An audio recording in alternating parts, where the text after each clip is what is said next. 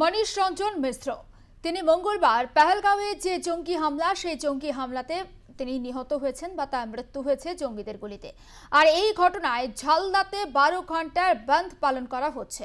Jhalda cricket association এবং নাগরিক মঞ্চের ডাকে 12 ঘন্টার সেই বন্ধ এবং সেই বন্ধে স্বতঃস্ফূর্ত সাড়া পড়েছে।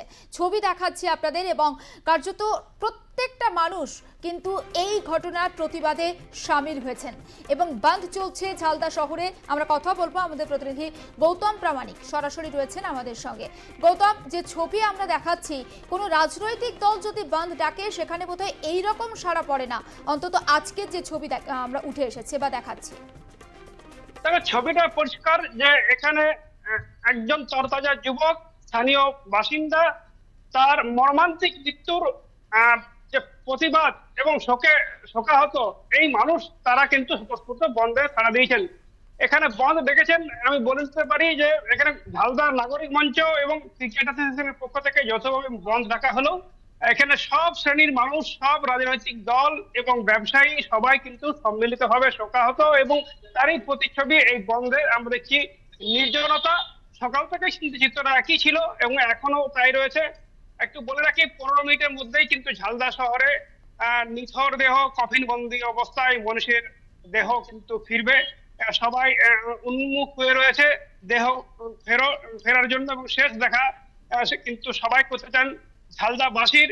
এবং মানুষের বাড়িতে আমরা দেখি প্রচন্ড ভিড়।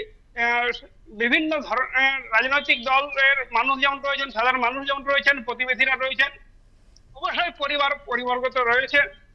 এটা একটা শোকের আবহাওয়ার মধ্যে দিয়ে কিন্তু আমরা দেখছি এই বন্ধ পালিত হচ্ছে।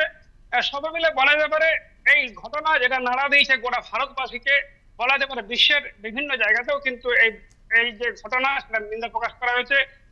ঝালদা তো বটেই, এই ঘটনা কিন্তু অবশ্যই নাড়া দিয়েছে সাধারণ মানুষকেও। পুরুলিয়াতে আমরা দেখেছি কাল থেকেই, যেটা সকাল থেকে দেখতে পেয়েছি, আজকেও এই বন্ধের ছাড়াও কিন্তু তারই জানান দিচ্ছে। কোনোভাবে কি মনীষ বাবুর বাড়ির সদস্য তার মা কিংবা বাবার সঙ্গে কথা বলা সম্ভব হয়েছে? দেখো, কালকে আমরা কথা বলা সম্ভব হয়েছিল, আজকে কিন্তু আমরা কথা বলতে পারিনি, কারণ তারা কিন্তু শোকাহত। যেহেতু দেহ ফিরছে, তারাও কিন্তু উন্মুখ হয়ে রয়েছে ছেলের একবার শেষ দেখা দেখতে চান। স্বাভাবিকভাবেই তারা সংবাদ মাধ্যমের সামনে বা ক্যামেরার সামনে মুখ করতে রাজি নন। তারাও শোকাহত, কান্নায় ভেঙে পড়ছেন মা এবং বারবার মূর্ছা যাচ্ছিল। কালকেও আমরা দেখেছি বাবা, দুই ভাই সবাই কিন্তু এবং পরিবারের অন্যান্য সদস্য যারা রয়েছেন তারাও কিন্তু শোকাহত। তারা বারবার বলছেন যে ছেলেকে এইভাবে শেষ হারাতে হলো, এটা কিন্তু কল্পনাতীত ছিল। এবং যেখানে সুরক্ষার বলয়ে কাশ্মীরে থাকার কথা, সেই জায়গাতে এইভাবে ছেলের মৃত্যু হলো, ঝাঁঝরা হলো জঙ্গিদের গুলিতে, এটা কিন্তু মেনে নিতে পারছেন না পরিবারের পরিজনরা। দেহ কখন পৌঁছাবে কিছু কি জানতে পারছো? দেখো, ঝালদা দেহ 15 মিনিটের মধ্যেই, 15 থেকে 20 মিনিটের মধ্যেই পৌঁছে যাবে। কারণ রাঁচিতে, যেখানে রাঁচি এয়ারপোর্টে দেহ নামে, সেখান থেকে বিশেষ গাড়িতে করে দেহ আনা হচ্ছে এবং স্বরাষ্ট্র মন্ত্রকের পক্ষ থেকে এই উদ্যোগ নেওয়া হয়েছে এবং সম্মান এবং মর্যাদার সঙ্গে এখানে কফিনে আনা হবে এবং গান স্যালুট দেওয়া হবে বলে আমরা জানতে পারছি।